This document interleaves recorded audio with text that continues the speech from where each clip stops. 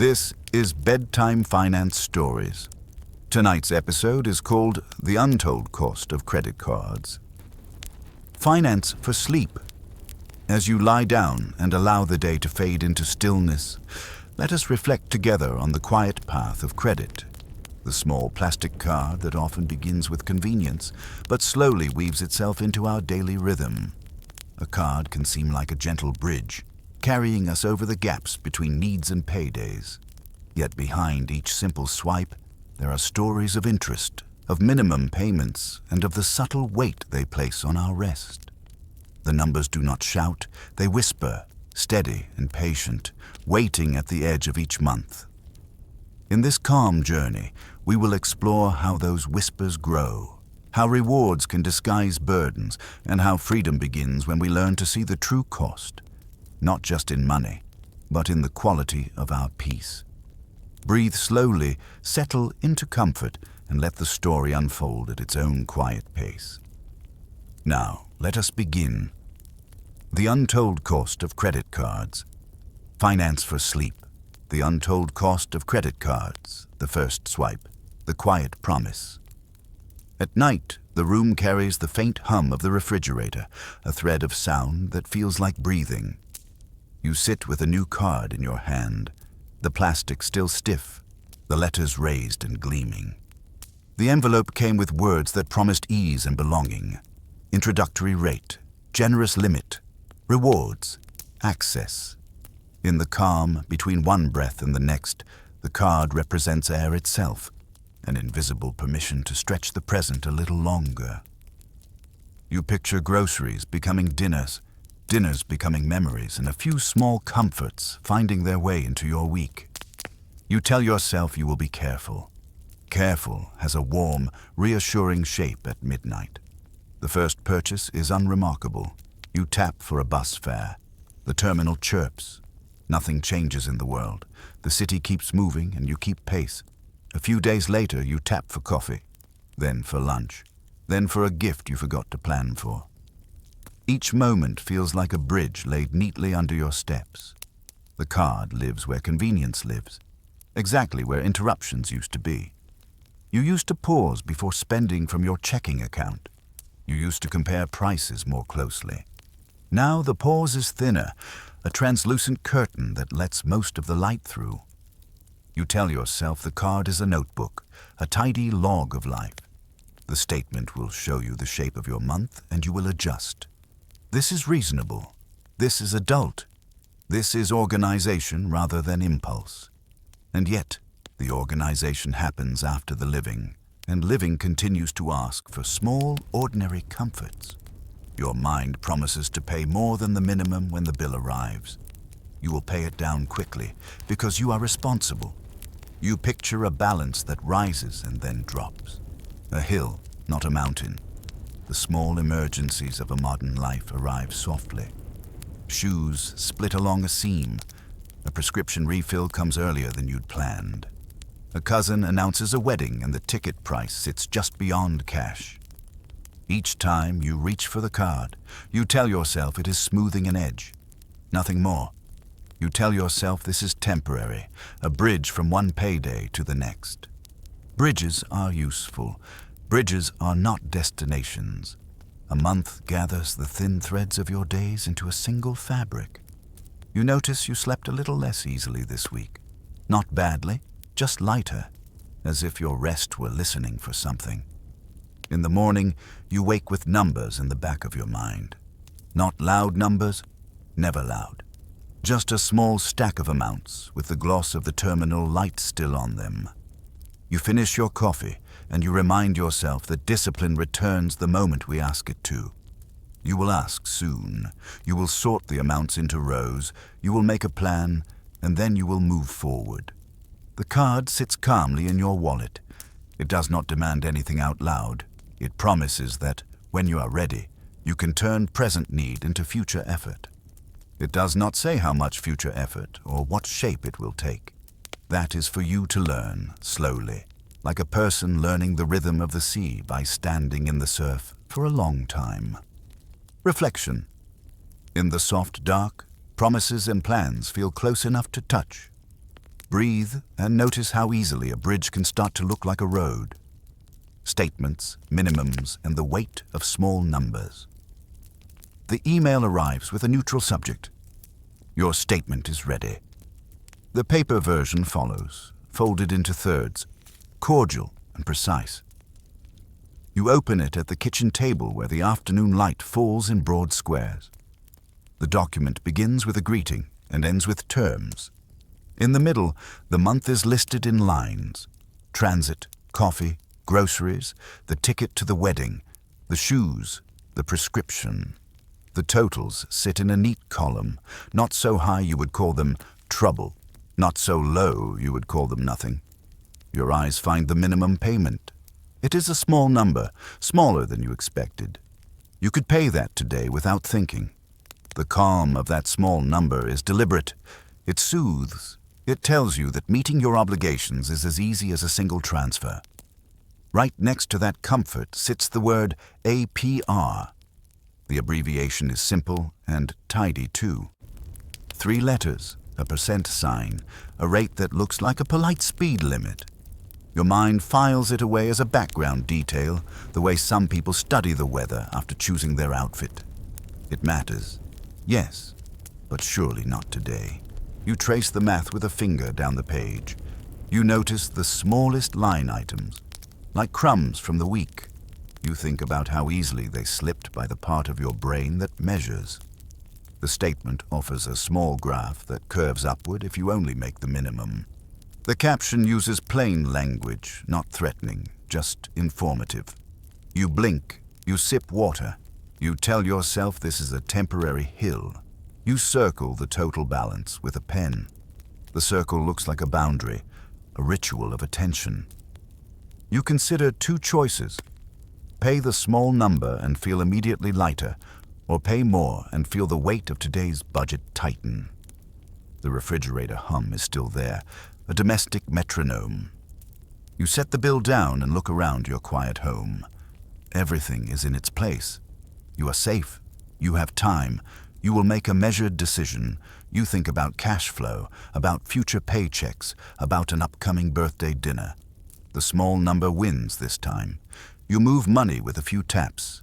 The app thanks you in gentle green. Days pass, then another statement arrives. The balance has fallen a little and then grown again with an ordinary week's living layered onto it. You catch the rhythm now. Spend, small payment, carry, interest, repeat. It's not dramatic. It's practical.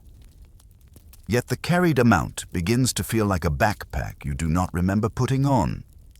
When you wake at 3 a.m., your mind notices the straps. Loose, but still there. You learn new vocabulary in a quiet, gradual way. Cycle date, posting date, grace period, utilization. You learn the shape of your billing month and the way a payment on one day can be more helpful than the same payment on another. You learn that a purchase at the start of a cycle can cost more in the long run than the same purchase at the end. None of this knowledge shouts. It accumulates like silt. The statement does not accuse you. It simply describes you. In describing you, it asks a slow question. How much of your future do you want to spend on your past?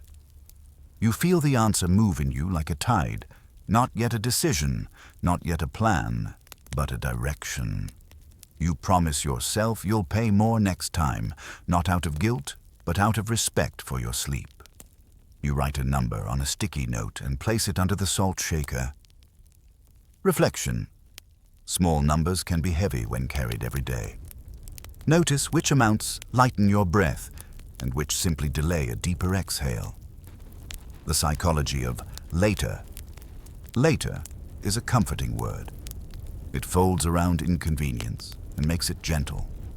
Later is where you will sort receipts and cook at home and walk past the window of the store without stopping. Later is where you will be the person you already believe yourself to be. The card is a bridge to later, and you have used it with care. Still, the month accumulates its surprises, a co-pay, a class your child wants to join, an invitation with an unspoken cost. You keep using the bridge because the other side always looks near. In the evenings, you open your budgeting sheet and note a few amounts. You move a few numbers from one column to another. You color a box from red to yellow to green. The ritual is itself a kind of payment. The payment of attention. It helps. But you also find that the attention becomes tender when you look too closely at interest. The interest is not a penalty. It is the price of time. It is a whisper that says, later is lovely, but later is not free. You think of rewards. Every purchase earns a point or a fraction of a point. The app reminds you with soft confetti.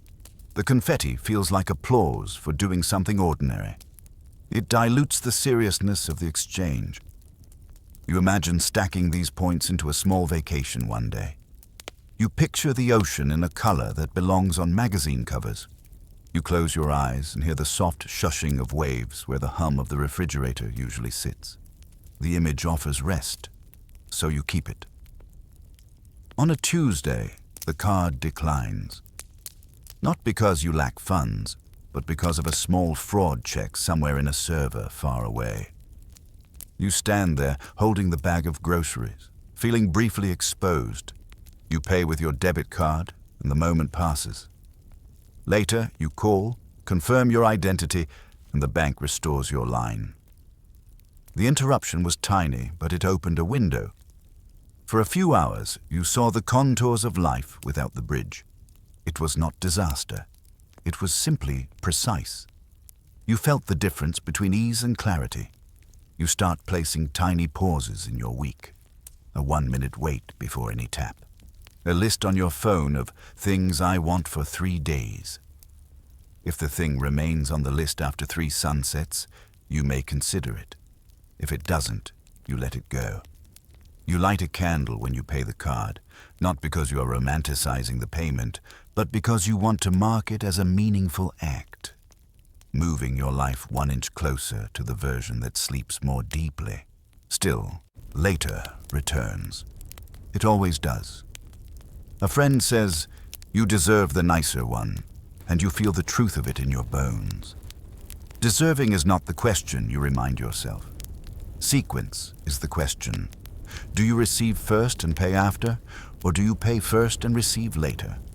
Either way, there is a price. You hold the 2 orders of time in your hands, like 2 folded shirts. One is softer now and rougher later. The other is rougher now and softer later. You look at your week and choose. The psychology of later is not your enemy. It is a tool with an edge. Used with attention, it cuts clean lines in a month, letting you shape what matters. Used sleepily, it frays the edges of your days until everything looks like it can wait. You do not need to fear it. You just need to see it. Reflection. Later is kind until it is crowded. Leave space in it and it will carry you. Fill it completely and it will carry your sleep instead. The rewards illusion and the hidden fees. You sit at your desk and open the rewards portal. The colors are cheerful. There are categories, bonuses, multipliers. You can earn more for dining here, even more for booking there. Spend a little differently and you gather a faster harvest. The catalog is full of small luxuries, noise-canceling headphones, a weekend flight like a postcard, cash back that arrives as if a friend had quietly returned money you forgot you lent. It is soothing to feel skillful with the system. You read a blog post about optimizing categories. You add calendar reminders to switch cards at the start of the quarter. You tuck a note into your wallet. Groceries on this card, transit on that, recurring bills on the one with the longer grace period. You're careful. The habits feel like a puzzle completed. Friends ask for your advice, and you share it gladly. To be awake in a system is to feel capable. And yet, the quiet arithmetic lives underneath. A point is a fraction of a cent. A cent is a piece of $1. The interest is measured in real dollars, not fractions. The annual fee charges itself at the edge of the year without regard for how good you've been about categories. A late fee waits like a small trap in long grass. You rarely step in it, but the possibility is part of the landscape. The rewards program is genuine. It offers what it promises. What it doesn't promise is to be larger than the cost of carrying a balance. That promise was something you implied to yourself, gently, when you were tired.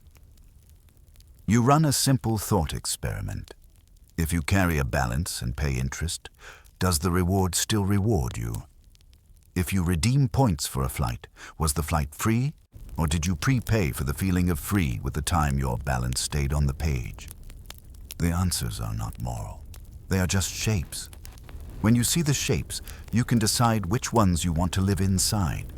You call the bank one afternoon. The music on hold is harmless. You ask whether the APR can be reduced based on your on-time payments. The representative is polite. Sometimes the answer is yes, sometimes no. Either way, you feel yourself practicing a new posture, shaping the terms instead of only accepting them.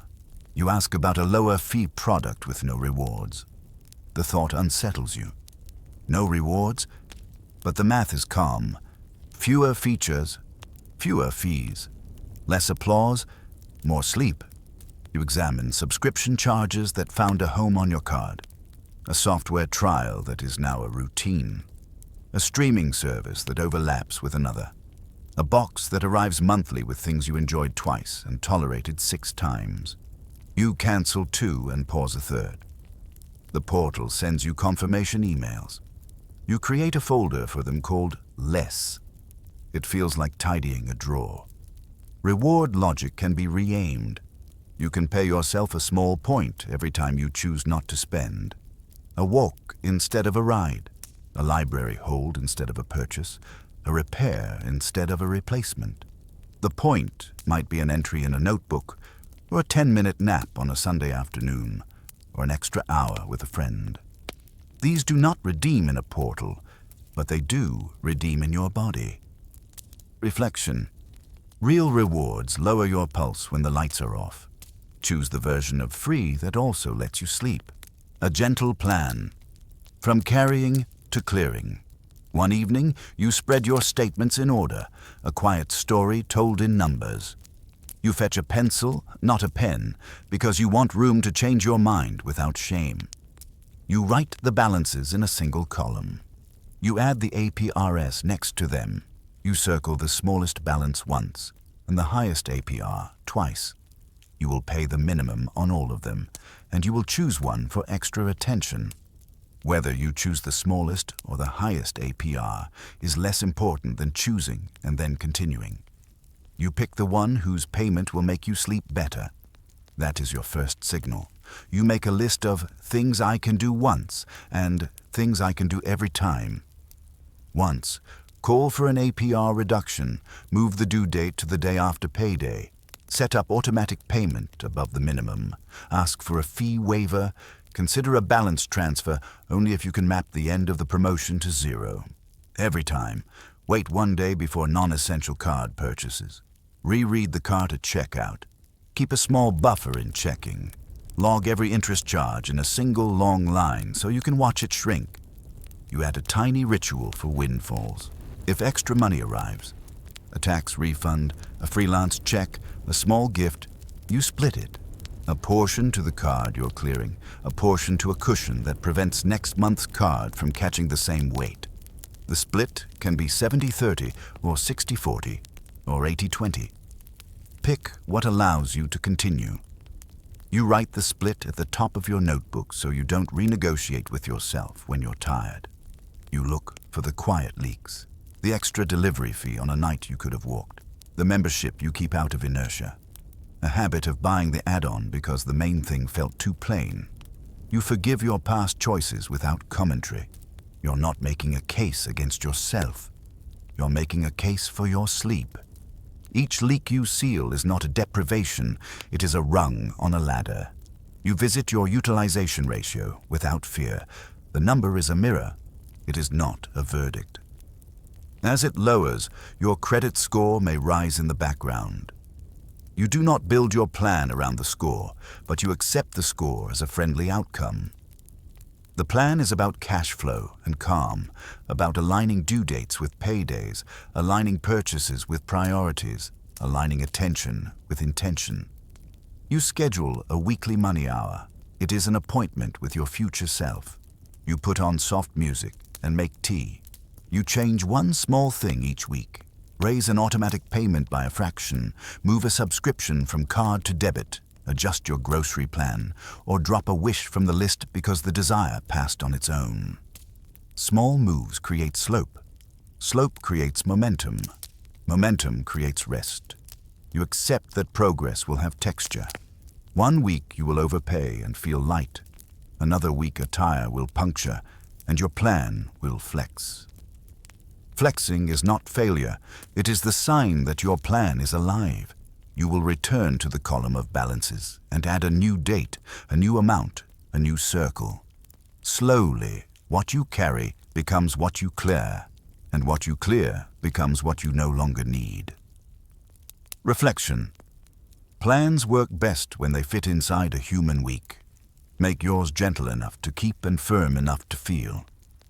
Paid in full, and the cost you don't miss.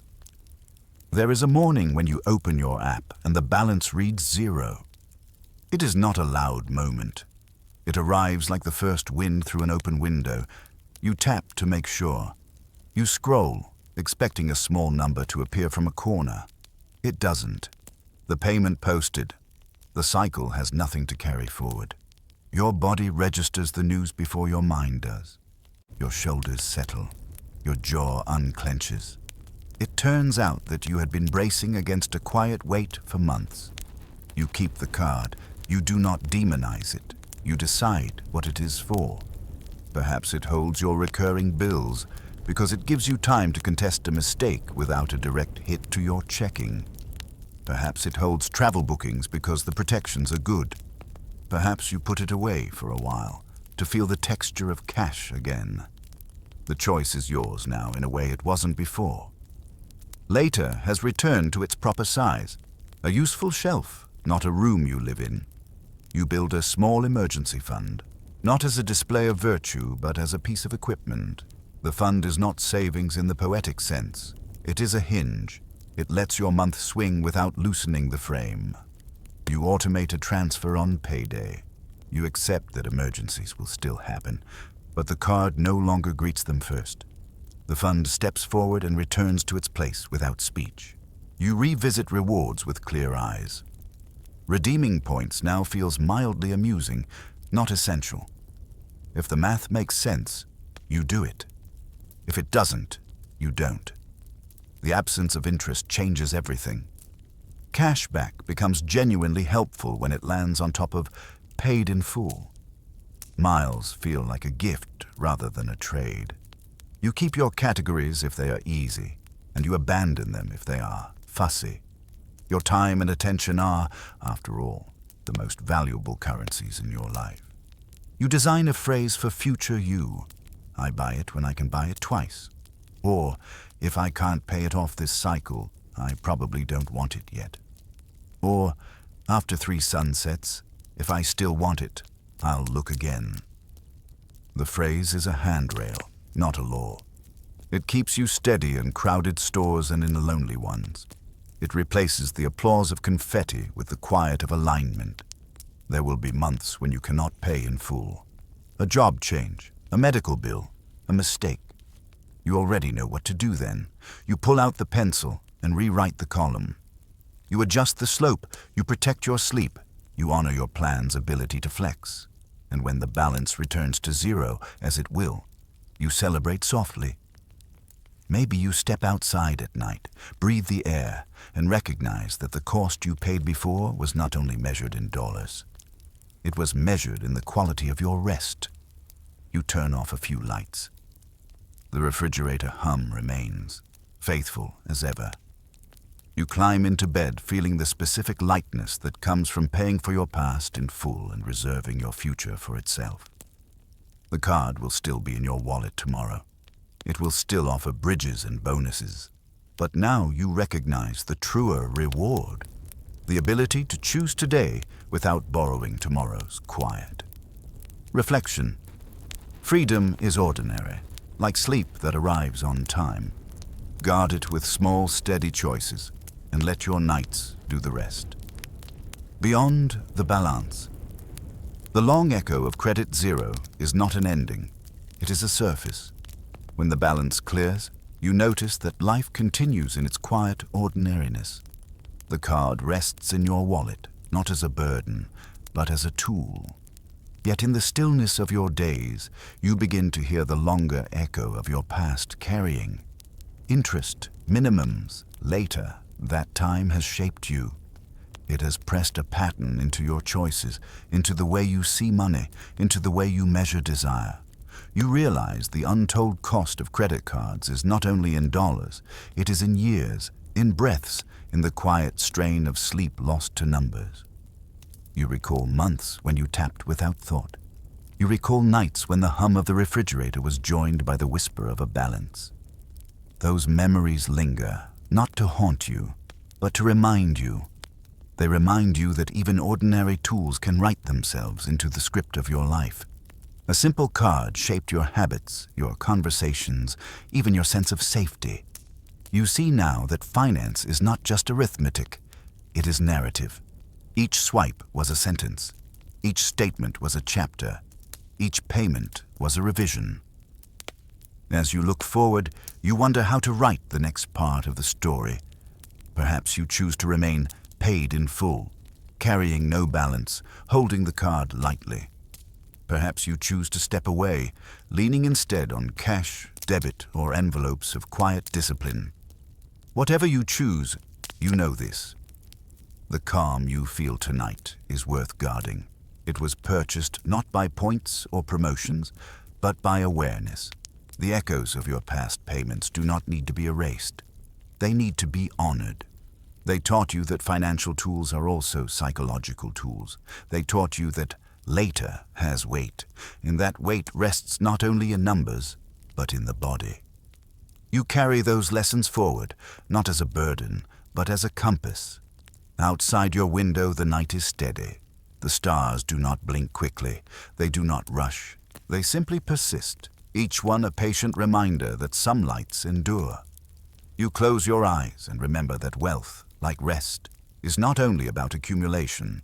It is about the quality of your evenings, the softness of your mornings, and the rhythm of your days. Reflection. The true cost of credit is not in statements alone. It is in the story it writes inside you. Write the next chapter with clarity and let it echo peace, the shadow of consumer culture. In the quiet of a supermarket aisle, you notice how every shelf is arranged to speak softly to your desires. Labels glow, slogans whisper, offers nudge.